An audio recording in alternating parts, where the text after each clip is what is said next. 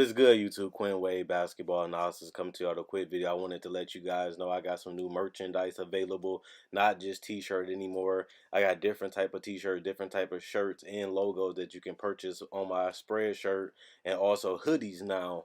We have expanded and added more to the channel and more merchandise for the brand.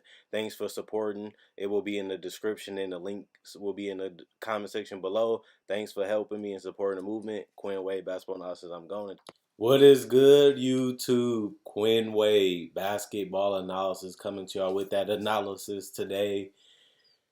I want to talk about RJ Hampton, a guy that took a gamble going to Australia to be a professional, really didn't play that much. Draft stock got hit a little bit. People saying that he's not going to be top 5, not top 10. Some people say he's going to be within the lottery. Some people saying that he might fall out of the lottery. I watched me some RJ Hampton, got some opinions on him, did some research on him, and I think RJ Hampton is a guy that is very interesting because you know that he can play. We know that RJ Hampton can ball. He finds way to score. He found ways to reinvent himself a little bit in Australia and add some more pieces to his game. He's a legitimate 6'7", I believe, for what I know, because we won't know until he actually get drafted and they get the real measurements of his height and weight. But they saying he's 6'5" with a 6'7" wingspan and he's 19 years old, only 188 pounds, didn't really score that much or get that much playing time, and didn't really give us a huge enough information on him to really see what he can really do at the NBA level. But I think RJ Hampton is a guy that you'll take a gamble on if you're a team that's most likely looking to find something that can be special later in the draft. And what I mean by that, you look at teams in that range that potentially can be in that range, like the Spurs or the Kings or the Hornets. None of these teams really need a shooting guard. None of these teams really need anybody that's really going to come in right now. Even if you look at the Minnesotas, the Bostons, and Orlandos, and the Portland, none of those teams need a shooting guard. You look at Brooklyn, they can get another guy to go come off their bench. But if he falls that far, that would be a great pickup for them. But they also don't need him right away just because they do have Kyrie and Kevin Durant, who are offensive geniuses that can basically be unguardable. And then you do have spots like Dallas that can potentially be in that range. And they can give themselves a good guy that has upside, and they're a team that they can play Luka at the 3, and they can have RJ at the 2, and they can always find a point guard like Brunson that can run their offense and don't really need to do much because it's going to mostly go through Porzingis and Doncic, mostly Doncic because he is their system, and he has done a fantastic job of helping them already become a playoff team. But when you look at RJ Hampton, there's not really too many teams that are desperate for a guard. So the fact that he didn't really help himself that much going to Australia, the fact that he's not really known as a great shooter, and the NBA is all about shooting and spacing the floor. He did show that he can break down defenses, being able to use his crossover and his handles to get in lanes, to get shots off. And he has shown that he can potentially be a threat in the corner 3 spot. And he has shown that he has enough athleticism and maturity to run the fast break, which is important nowadays when you're getting steals and you need guys to fill lanes and you need guys to potentially finish around the rim or give them some type of outside shooting. Now, RJ Hampton is a guy that really needs to re-own that part of his game if he wants to be something bigger in the NBA, because I see that when I watch his footage and I get the information from other people, RJ Hampton is a legitimate guy that can be a star. He can be an all-star caliber guy. He has the height to do it. He needs to add more strength at the NBA level so that way he can get past people, finish like he does, and he got to be able to create his shot. And not only do his handle allow him to do that, he has to be consistent with that shot, especially off the dribble, because if you look at the modern day guard, you have to be able to operate in the pick and roll. You have to be able to, once you get a screen, pick and choose. Do I want to go to the basket? Do I want to dish it? Do I want to stop and pop hit a mid-range, or do I want to hit a 3? Now, RJ can't do that right now. He literally can't do that consistently right now, and that hurts his value just because you have to be able to make those quick decisions in the time that you have that space so you can get a clean look at the basket, and that's called a high percentage shot. So I think that he could be capable of doing it. And like I said, he is 19 and he has never played at the NBA level. So you got to give him a pass for a couple years before he's able to really utilize that. But if he's able to do those things, he can be a legitimate guy in the NBA. Just because if you can knock down that mid range, if you can get to that basket, which he's shown that he can do, if you can hit those threes, especially in the corner when you're playing off the ball, you can be a 20-point scorer easily just by knocking down those shots efficiently and getting out on the break. You can get easy buckets like that. And if he can be a legitimate threat, especially in the corner, that will open up opportunities for him to be a guy that can do backdoor cuts and get layups and finishes. That can give him an opportunity to come off some screens and keep the defense honest and respecting him if he can be a legitimate cutter or if he can knock down, catch, and shoot shots. Now, he can't do that now, but that will make him a tough cover. And the only reason why I bring that up is because when I see him in Australia, they're allowing him to take these type of shots, and those are the type of shots that you have to knock down at the NBA level if you want to be a special player. Now, in his range of where he might get drafted at, he might not have that opportunity for years to really be an impact player. And they always say situation and circumstances really do affect you as a player. You might not be able to get off the bench. You might have to start earlier. You might be more ready because they might not have depth at that position and you get 20 to 25 minutes off the bench. Or you might be going to a team like Boston when they don't need you and you might get 5 to 10 minutes off the bench, or maybe none.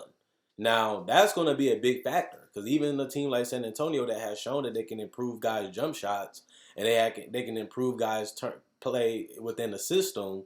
They also have Lonnie Walker, Derek White, so it's going to be tough to see RJ break that mold because he's going to have development time. He's going to have to be able to do it on the court.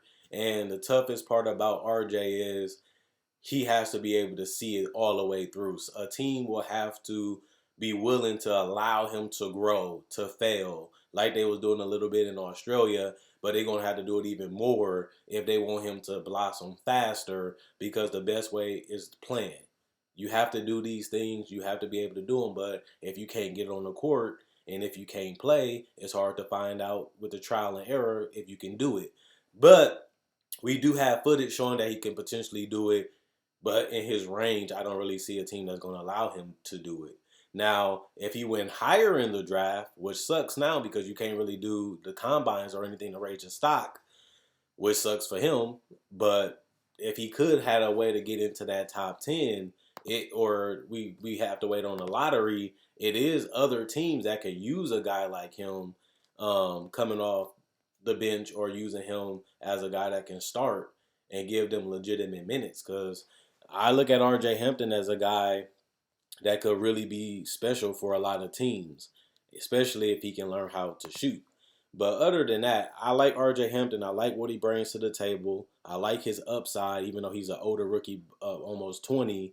But when you look at his athleticism, you look at his speed, you look at the fact that he's trying to be a playmaker in the pick and roll and just off the dribble, those are good signs that a guy has that confidence and he wants to get better. He wants to add to his game and he wants to be the best player that he can be just because he's showing it when he does play.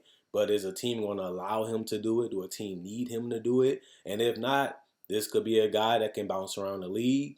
This could be a guy that can be a star in the league. This is a guy that can be an all-star in the league. But at the same time, that depends on where he's at. That depends on what they need from him. And that depends on what the coach utilizes and decides that his role will be, which can impact his entire career. Sad part about it, like I told you guys the last couple years, the NBA is getting loaded. Like I said, these are supposed to be the worst teams in the league. And a lot of these teams are not desperate to fill positions as of their current construction. And I even said that about a lot of teams that is in that top five. A lot of those teams are not really having big holes in their teams because it is so much talent around the world. And then you have the draft with American players. You have G League to try these guys out, Summer League to try these guys out, and only so many of them can make an NBA roster. But when you look at 1 through 15, most of these teams don't need a guard. most of these teams don't have desperate positions that they need to fill currently, which means you're either going to have a role player role or you're just going to sit the bench the first couple years until either that contract run out or they want to have a different identity or go in a different direction, which is unfortunate for RJ Hampton, who has huge upside to be something special. But at the same time, that's out of his control, and so is being drafted by a team that might not need him.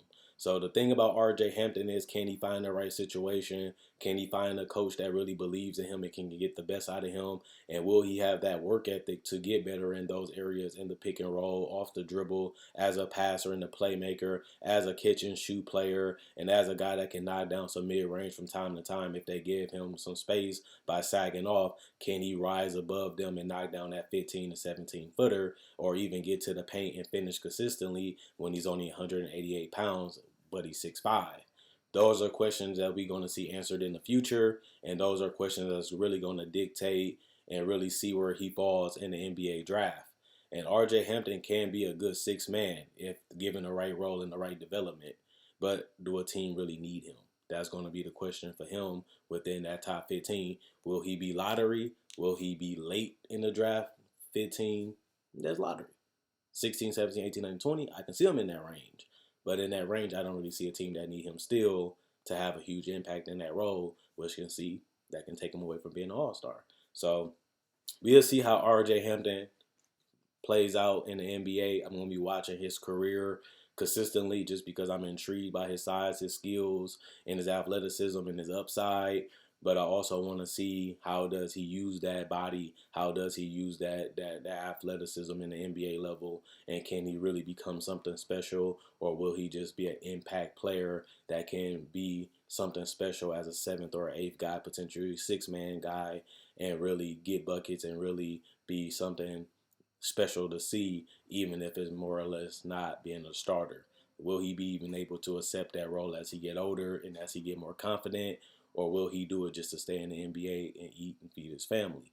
Those are questions that he will have to see for himself, depending on where he get drafted. But other than that, quick video.